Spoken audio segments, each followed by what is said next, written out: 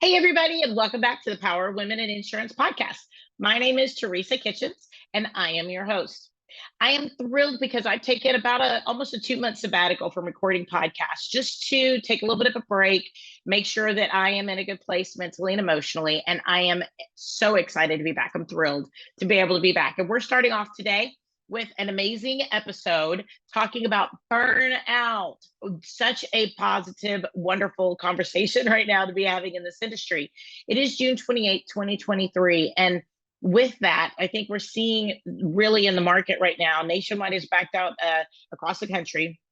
Multiple other carriers are saying they're not going to write in certain zip codes. They're not going to write in certain types of homes. They only want auto and home. They only want full pay for the year. They only want blah, blah, blah, blah, blah.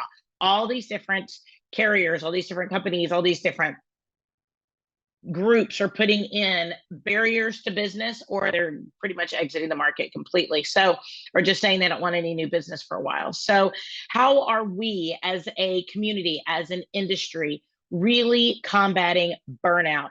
We've talked a couple times in the past couple episodes, because I have done a couple over the last couple months, but not too many. Jessica Klatt, we talked to about being able to coach up our teams and getting to know them and getting to know their work styles and their neurofeedback processes. We've talked to a couple different people about what they do for their team and how they keep them fresh and how they keep them interested. Today, we're going to talk specifically about something deeper, about something more intense. We joke and we say the word burnout, but it could be that some people are just really not real happy in their job right now. And that could be perceived as burnout to some degree. And that's where we have great events and we have a great balance in our agency and in our structure of what it is that we're doing to keep ourselves excited. And we volunteer and we do lots of charities, and that is huge. But there's also something deeper, another level of that conversation that I would call true burnout. And that is a sense of apathy and a sense of exhaustion with the industry. So let's dig a little deeper about how to be able to maybe step over some of those feelings, how to be able to get on from them, and or how to reset to be able to give yourself time. Okay, there's lots of different methodologies on how to do this. So that's what we're going to be talking about today. So let's get started. All right, ladies. So, ladies and gentlemen, sorry. So, I am so excited because I think that here on the podcast, we're really going to be taking a little bit of a shift into a little bit more of some mental health and some ability to be able to get through this time. Some really focusing in on on how we're going to make it through this session. I've got some really great guests planned, so I'm excited about that. But what we're going to be doing is we are going to be talking about that deeper level of feelings that some of us are having in the industry of, is this ever going to end? This apathy, this destitution almost. Where is the industry going? Right now there is an opportunity out there, and there's always an opportunity. Okay, this is out there all the time, but we can always embrace a situation for what it's giving us, what we can learn from it, what we can do with it, or we can kind of surrender to it. And I think a lot of us are struggling in that area of how do we want to be able to appropriately deal with things. But especially for leading a team, we feel like there's so few options for us to be able to explore that, right? But in reality, there are a lot of different options for us to be able to explore that, for us to be able to come out of it. It might be something as simple as telling your team that for a month or 2 months, you're going to stop writing new business. That is shocking. And I probably shouldn't even start with that one. But I know that Cassie Arabelli with Burden Your Business has a time that she usually recommends for the concept of just resetting your business, taking that time to make sure your systems, your operations, your team is in a good place. And if that means no new business for a certain amount of time, and you just really focus on maintaining your business and keeping you guys where you are right now, there's a lot of good value in that. That might be resetting some automation. That might be taking time to let your team rest, giving them Friday afternoons off for a little bit, right? It is a reset. That is what that time is for. And Cassie Arbelli has a great program that I highly recommend, that it really talks about taking the time, especially in the beginning. What do you want? Where are you going? How do you want to get there? And it's a time of evaluation, but it's also a reset time where if you need to evaluate, then you go on in and you do some resetting. Maybe you redo your operations, like we said, your automation, you level up. You take that time to stop, meditate in your business, look at what works, what doesn't work, make your lists, and then talk to your team, and then level up. That time of rest is not about shutting down. It's not about doing nothing. It's not about um, not even redoing the whole thing. It's really about reevaluation and reset to be able to say, what can we do better? How can we make these things better? It's not a year, and it's not usually 2 years. Now, if that's something that you feel like you've got an agency that can definitely do fine, if you guys just reset for 1 year, there's nothing wrong with that. There's nothing wrong with that, because some resets are huge, especially if you want to get into bigger things like processes and automations, right?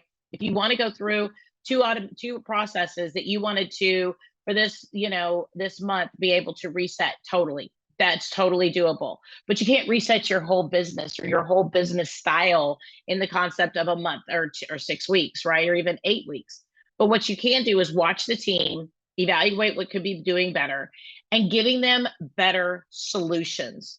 Part of burnout is that we feel like we're beating our head up against the brick wall. I mean, let's take a moment and define what this deeper set of burnout really is. It's not frustration. It's not, oh, this team member, or oh, this client, or oh, this person was unfriendly to me today. Okay. It's not about being a one-time frustrated day. It's not that my technology didn't work as well, or that I was on a hold with Progressive for 45 minutes. It wasn't, it's not any of that.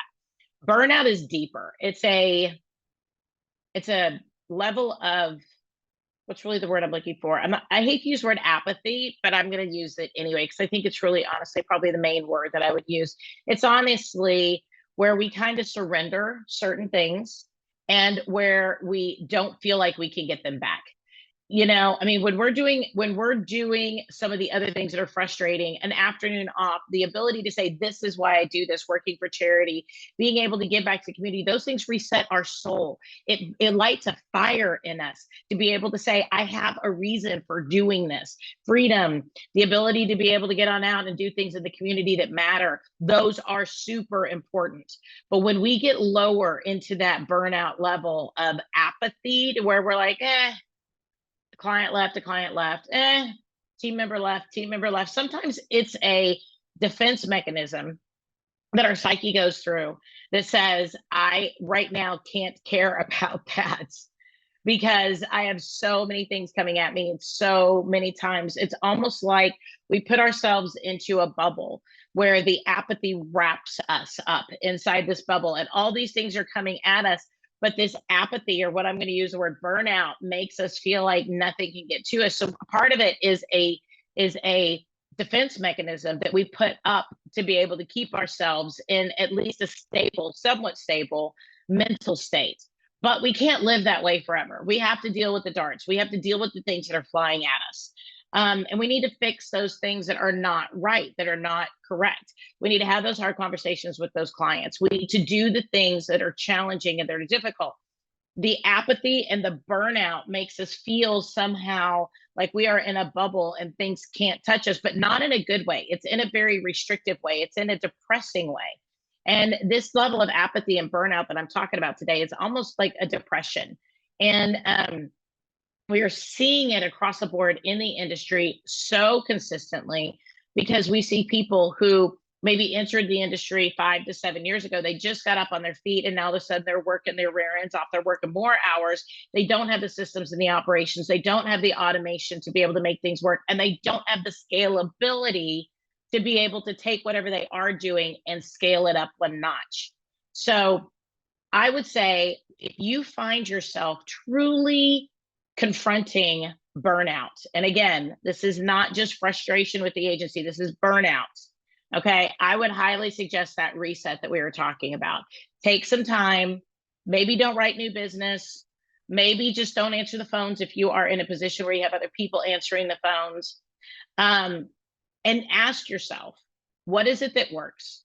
What is it that doesn't work with what I'm doing? If you are a producer, what is it that doesn't work? Where is my stopgap? Is it that I'm not bringing enough into my pipeline? Is it that I don't have enough in my longevity process?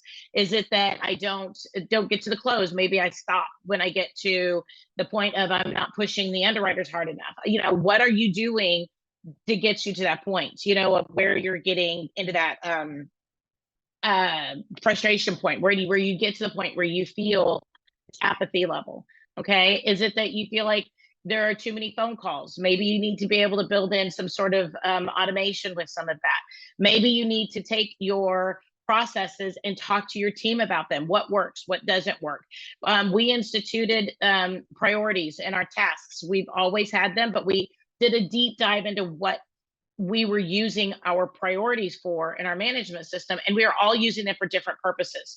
So we ended up creating a standardization for that. So that way, everybody knows exactly when and where and how they can go ahead and move the tasks through the process of the work process. So we have been able to really focus in on some of those things that were burning us out, that were making us feel like we weren't getting anywhere. And when we really take a look at that process of burnout, let's take a look at what makes us feel that way. Whenever we open up our computer in the day, or our notebook, whatever we have going on, right? What makes your soul cry out that this is just ridiculous? What do you hate doing during the day? Delegate it if you can. Find somebody who it is their passion.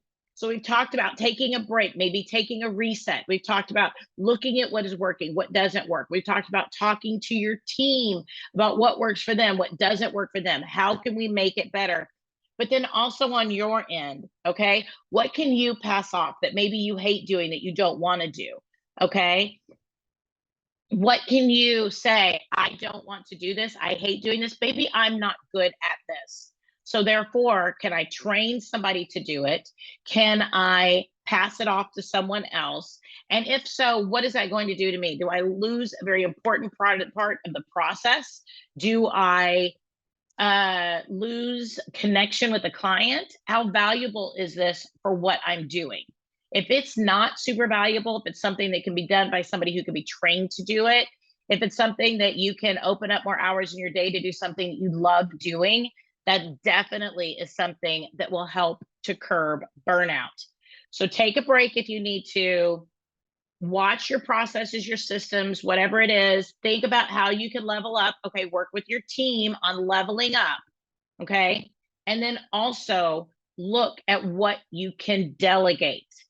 Okay. Those are 3 huge starting points for being able to combat burnout.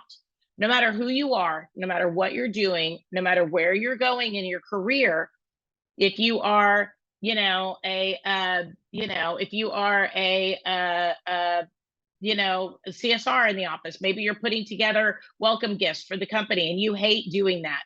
Maybe it's something that somebody else in the company can do, right? If you are in sales and you hate being able to go on out to, deliver paperwork or whatever. But I mean, that's a great way to be able to make those connections. So think through what it is that you do not enjoy doing. What do you feel overwhelmed with? What maybe can you automate, right?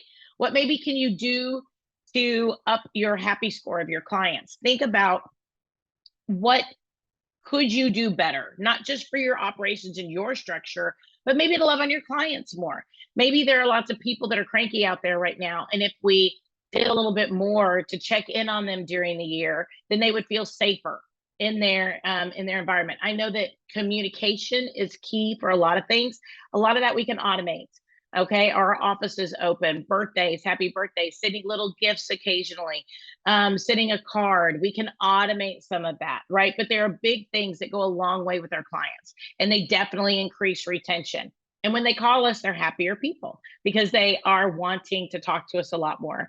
So think through how maybe your gift is not sending cards. It's not my gift. I could automate that. Not that I want everything automated. I do believe in the personal touch, but I don't think sending a card that's from thanks.io that has my signature at the bottom of it because I uploaded it and had it sent automatically via some automation. I don't think that doing that once or twice a year is a bad thing. I think that not hearing from me at all for the year is a bad thing. But for me to sit around and do thank you notes and handwrite them, it's not a passion of mine. And honestly, I've tried it multiple times. I'll put it off to the very end of the day and then I just won't do it. So if I can automate it, at least something goes out, right? And just doing what you can do the way that you can do it, and then taking the time periodically in that leveling up evaluation time to say, how can I do it better, right? Maybe for if you don't enjoy doing the signing of the thank you notes, and if you don't want to automate them, maybe you can hire someone to come on in and do thank you notes, or do them from home. Maybe a stay-at-home mom who wants a little bit of extra money and she's willing to be able to write out thank you notes for you on her handwritten, who has beautiful handwriting or something. There's lots of ways to get around, and you can, things that you don't love doing, and you can delegate them. Okay.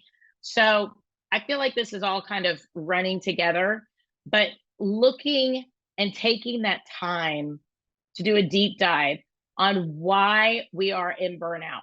Ask your team, take an afternoon, get away from the office. What works? What doesn't work? How can we be better? Taking a step back, really thinking through processes. What can we do better during these processes? Huge. You know, my team is virtual, so we do a lot of things on Zoom. But if I had a team more local, I've done it before, where we go to the basement of our library, and that sounds a little scary, but that's where they have the group study program. And they have these glassed-in rooms with dry erase boards on the windows, on the doors. And it's a glassed-in area, so nobody's, you know, in a bad situation or anything. But we talk about what works, what doesn't work, how can we make this better? And we're in an area, and the reason I like this library, because everything's in the basement, is there's honestly very bad cell service. We get cell service, but it's very, very bad. Mainly text messages come through. Phones have very bad reception. So if we are down there in that area, it's almost like we are untouchable away from everything else. And like I said, with the dry erase boards on the walls, we can, what about this? What about this? We can go back to this and go, oh, I thought about this. And we can go back and forth to the different ideas with the different dry erase boards, and we can really talk about, what do we like, what do we not like, what are what's the feedback that we've received from clients, what's the feedback we've received from other people, and how do we feel about these processes, so that that way, when we are in that moment, we can focus on those operations, because we're sequestered in the basement of this library. So get away, look at your business, because part of burnout that we've talked about is not having a vision for moving forward, feeling stuck, right? Feeling like we don't matter, feeling like we're going to be doing this forever and there's no end in sight. If we can take these challenging moments, we can take just a little bit of time, level up, ask ourselves what doesn't work.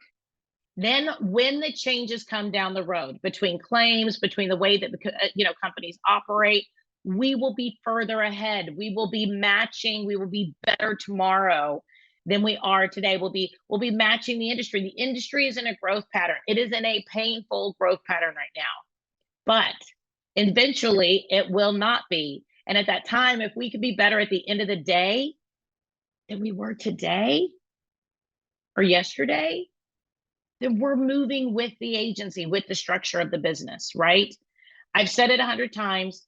I think that we have to match, or at least level up, the independent agency to offer more automation, to offer more service options, more accessibility, because that is what people love about the big box companies, is the 24-hour accessibility, is the anytime, any place.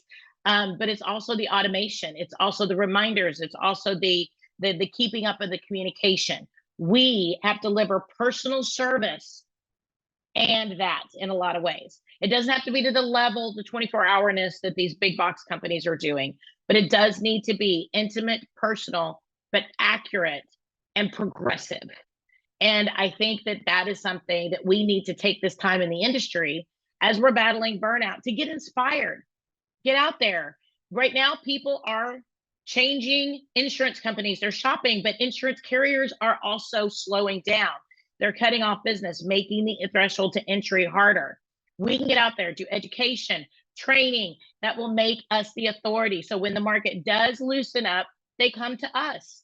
If we are not building the business today in numbers, build it in information, education, systems, automation, so that way when the market levels back off and it fires back up, your team is ready because they've seen the future.